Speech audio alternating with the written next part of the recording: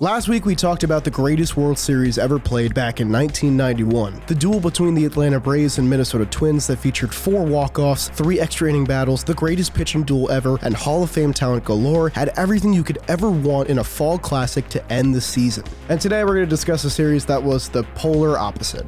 There have been a lot of disappointing World Series. The top-seeded Tigers flailing at the finish line to the 2006 Cardinals or the 2012 Giants, take your pick. The 1989 Earthquake Series where the Giants never held a lead in any game. It's easy to pick out any World Series sweep and just say, yeah, this one's gotta be the worst. This isn't to say that a sweep instantly makes a World Series bad. The 2005 White Sox swept the Astros in one of the best pitching displays in October history. But today, a sweep is exactly what made this World Series the biggest dud of all time. In 2007, the juggernaut Boston Red Sox faced off against the Colorado Rockies and produced perhaps maybe the most boring best-of-7 set ever played in baseball history. So let's go back to that moment over 15 years later and relive every inch of it to the bitter, sleep-inducing end. Let's kick things over to our American League team first. The 2007 Red Sox were one of 4 championship Boston teams since the turn of the century, the most of any franchise in that window. Each of the teams had a sort of signature identity to them as well. The 2004 curse-breaking squad, the only team to ever overcome a 3-0 deficit in the playoffs. The 2013 team, a group of lovable underdogs who helped heal Boston after the marathon bombings in April of that year. The 2018 team, who set the franchise record for wins with 108 under the guidance of rookie manager Alex Cora, who then steamrolled the division rival Yankees and then both the defending pennant winners in the Astros and the Dodgers, only dropping 3 playoff games along the way.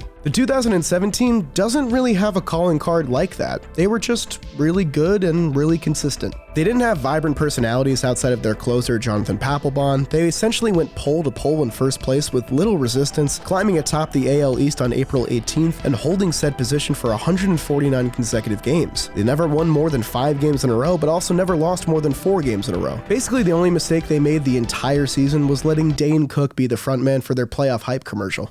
Now, to their credit, they did have exciting first-year players like Jacoby Ellsbury and Rookie of the Year winner Dustin Pedroia. They loaded up with a bunch of free agent talent, adding Japanese pitching sensation Daisuke Matsuzaka, outfielder JD Drew on a 5-year deal. There were feel-good stories too, with John Lester working relentlessly to bounce back from cancer, returning in July after undergoing chemotherapy just 9 months prior. Boston clinched the playoffs for the 4th time in 5 years that season, their 10th consecutive winning season. They were no longer the underdogs of 2004. They were just another Boston sports team that came with Boston sports fans. The juggernaut made that apparent with the convincing ALDS sweep of the Los Angeles Angels, kicked off by a complete game shutout by Josh Beckett in Game 1. They were never looked at as the darlings of the American League that year. That title seemingly belonged to the 2007 Cleveland Indians, who won their division for the first time in 6 years and conquered the New York Yankees in a thrilling division series matchup. After the Red Sox bludgeoned CC Sabathia in Game 1 of the ALCS, Cleveland ripped off 3 convincing wins in a row, putting them 1 victory away from their first World Series berth since 1997, with a shot to snap their 60-year championship drought. But this is when cockiness worked for one side and not for the other. Manny Ramirez, a part of the 2004 Boston squad that made an even more difficult comeback, had oddly calming words to say after that Game 4 loss. In a quote, he said, "Why should we panic? We've got a great team. If it doesn't happen, so who cares? There's always next year. It's not like it's the end of the world." This was Manny's last great run with the Red Sox, going 12 for 30 with 4 homers, 14 RBIs, and 14 walks to 7 strikeouts in the first 2 rounds of the playoffs. It definitely helped that Josh Beckett struck out 11 over 8 dominant innings the next night to beat CC Sabathia again and validate Manny's mindset.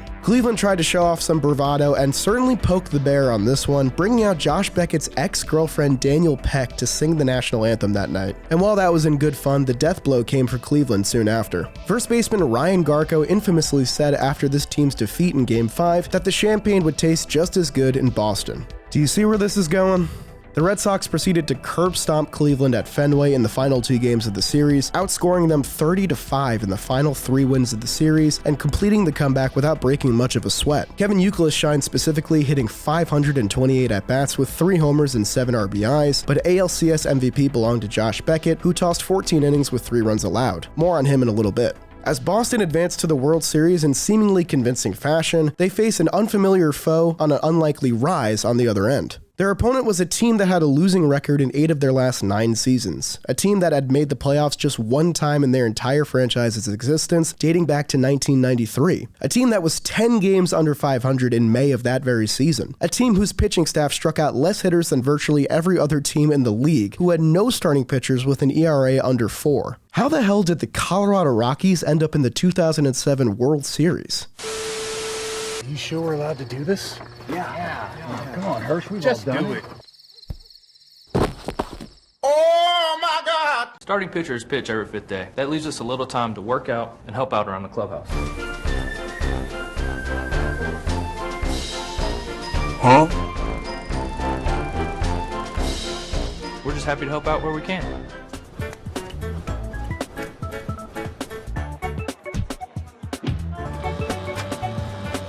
Dude, need these by 10.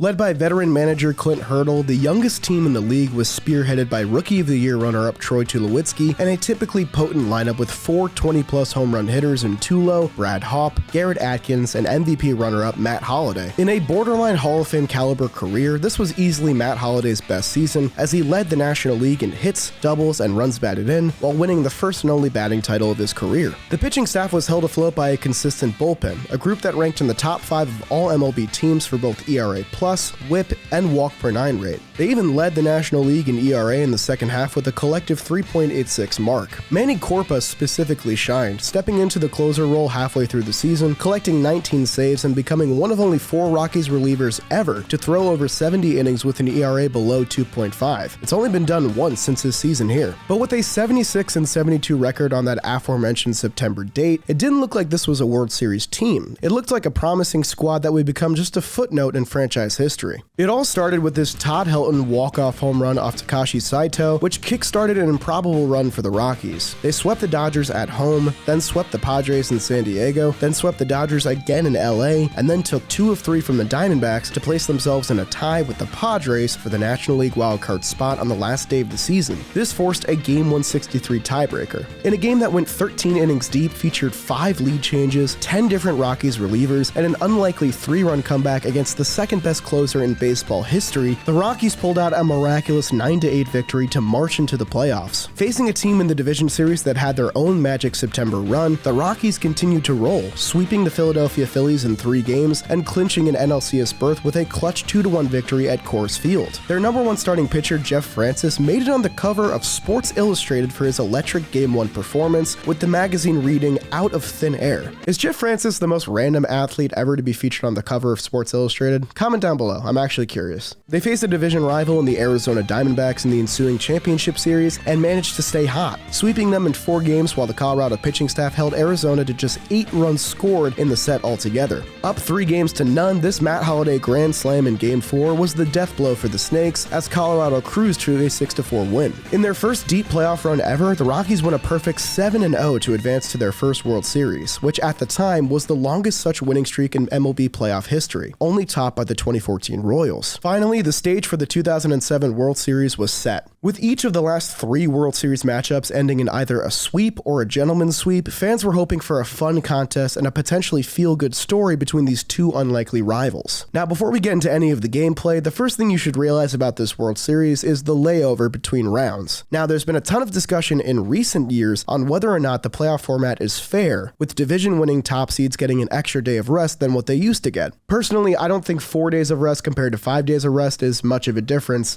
and the evidence of that is the Houston Astros, who haven't been affected by it in either of the years. However, when we start approaching numbers like 9 days of inactivity, that's when this clearly can have an effect on a team's caliber of play, especially after their best run in franchise history. This is exactly what happened to the 07 Rockies, who wrapped up the NLCS on October 15th and didn't enter Fenway Park for Game 1 of the World Series until October 24th. On the other side, the Red Sox rested for just 2 days after their electric comeback in the ALCS, and they were staying at home. You can't say this is the sole reason for what came next, but it would be naive to say that it wasn't a factor at all. Josh Beckett towed the rubber for Boston, a guy with a career 1.78 ERA and 65 2/3 playoff innings to this point. He stymied the Colorado lineup immediately, striking out the side with ease in the first frame. This start was Beckett's last outing of the 07 playoffs, leading him to total 30 innings with just 4 runs allowed, good for a 4-0 record, 1.20 ERA, and 35 strikeouts to just 2 walks in 4 starts. It remains one of the best postseason pitching performances, not just in Boston's history, but in baseball history as a whole. As if things could start any worse for Colorado, Jeff Francis surrendered this moonshot over the monster on his second pitch of the night to rookie Dustin Pedroia. That instantly made it 1-0 Boston, and that 1 run would turn into 3 runs by the end of the inning. Then Boston ran up the score to 6-1 by the 4th inning, and then they doubled their run total in the 5th inning alone, dominating Game 1 with a 13-run outpouring, the most runs scored in a Game 1 in World Series history. 11 of those runs came with 2 outs, meaning Colorado time and time again were close to managing the damage and keeping the game close. Instead, it was a 13-1 final score behind Josh Beckett's 7 strong innings and 6 of Boston's 9 starting players registering multiple hits. On their biggest stage in their entire existence, the Rockies face-planted in front of a national audience. An ugly start, but they had a chance to rewrite the narrative with a strong showing in Game 2, as a Mike Lowell error at third base allowed an unearned run to score for Colorado in the first inning. Funnily enough, earlier in January of that same year, the Rockies and Red Sox worked out a trade that would have sent Mike Lowell to Colorado and Todd Helton to Boston, but Helton had a no-trade clause and the deal fell apart from there. I think we're all a little glad that Helton never went to Boston too. It's nice to see guys stay with one team for their entire career. On the other side of the rubber this game was Ubaldo Jimenez, who you can make an argument for being maybe the greatest starting pitcher in Rockies franchise history. He's the only one to throw a no-hitter or start an all-star game for the purple and black, and as evident here, one of just 4 to start a World Series game for them as well. He allowed no hits through 3 scoreless frames to open the night as the Rockies led for the first time this series. But Curt Schilling, whose fastball was topping out at around 87 miles per hour on this cold Boston night, faced the minimum in the same window. The Red Sox capitalized in the 4th inning with a game-tying sacrifice fly from Jason Varitek, then seized the lead in the 5th inning with a 2-out rally, culminating in an RBI double from who else but Mike Lowell. Schilling finished 5 1/3 innings, then passed things off to the Boston bullpen, where Hideki Okajima and Jonathan Papelbon tossed 3 2/3 shutout innings, striking out 6 batters to successfully nurse a 2-1 victory. Matt Holliday did go 4 for 4 in this game, while the rest of the lineup combined to go 1 for 25 with 10 strikeouts. But the most memorable thing he did here was get picked off in the 8th inning, the first pickoff of Papelbon's career. So things went just about as poorly as they could have for the Rockies in Fenway. An absolute blowout followed by a great pitching performance squandered, with the Rockies putting up just 2 measly runs in both games. But returning to Coors Field had a shot to spark something in them, with the first World Series game ever being played in Colorado about to take place. Game 3 of the 2007 World Series would be the longest recorded 9-inning game in Fall Classic history to that point, spanning 4 hours and 19 minutes. This record wouldn't be broken until Game 5 of the 2017 World Series 10 years later, an all-time 13-12 classic between the Astros and Dodgers. This game, unfortunately, would not be nearly as interesting as the one that came a decade later, and is more evidence as to why the pitch clock is a great new addition to the game.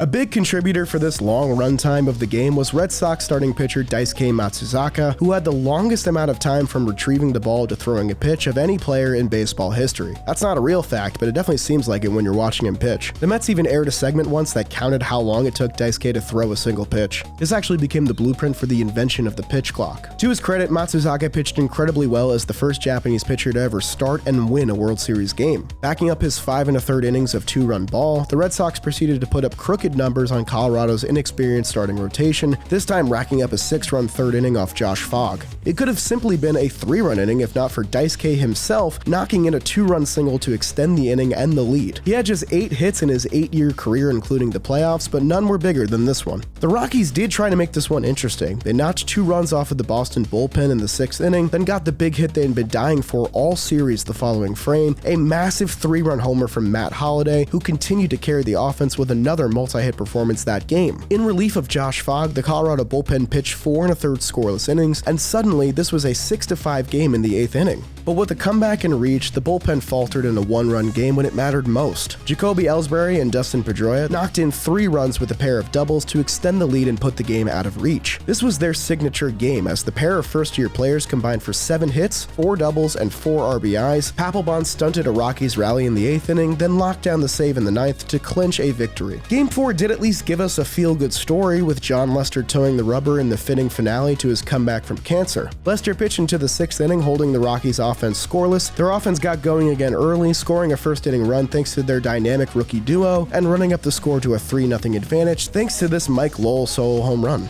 Lowell, the guy that the Rockies nearly traded for, would go on to win World Series MVP when this matchup was all said and done. The Rockies did try and mount a comeback again in this one. Brad Hopp's home run in the 7th inning gave them their first run of the game, just their 8th run of the entire series. Bobby Kilty instantly got that run back with a solo shot of his own in his only at-bat of the entire series, but Garrett Atkins responded with a 2-run blast to once again place the Rockies in a 1-run contest. Between the 2-1 final in Game 2, the 6-5 score in Game 3 late in the contest, and now a 4-3 score in Game 4, the Rockies feasibly could have won any of these games to make for a more compelling series. But in the end, there were no comebacks in store for Colorado. Jonathan Papelbon came on for a 5-out save for the 2nd day in a row, stymieing the 8th inning rally and then pitching a perfect 9th inning. This 07 World Series had officially become a dud, with the largest run differential of any fall classic that ended in a sweep, with Boston outscoring Colorado 29-10 in the final 4 games. For the Rockies, what killed them in the end was their potent offense going completely silent. Troy Tulowitzki, Todd Helton, and Garrett Atkins all batted .220 or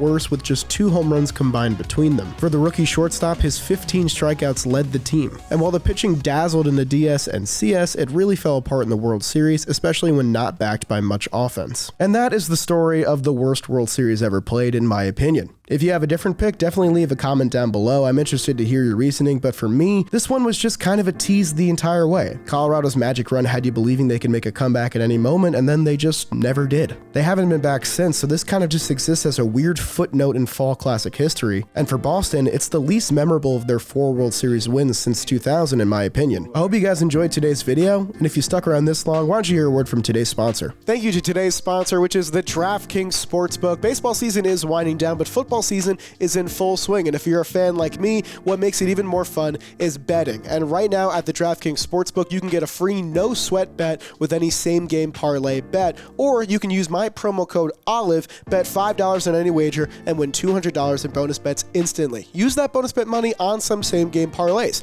Pick out who's going to score a touchdown, how many receiving yards for a certain wide receiver, who's going to win the game. Combine all those bets for a shot at a huge payout at the end of the game. With my promo code OLIVE, you can bet $5 and win $200 in bonus bets instantly at the DraftKings Sportsbook. Download the app now. Start your sports betting career with my promo code OLIVE. Thank you to DraftKings for sponsoring today's video, and I'll see you guys next time.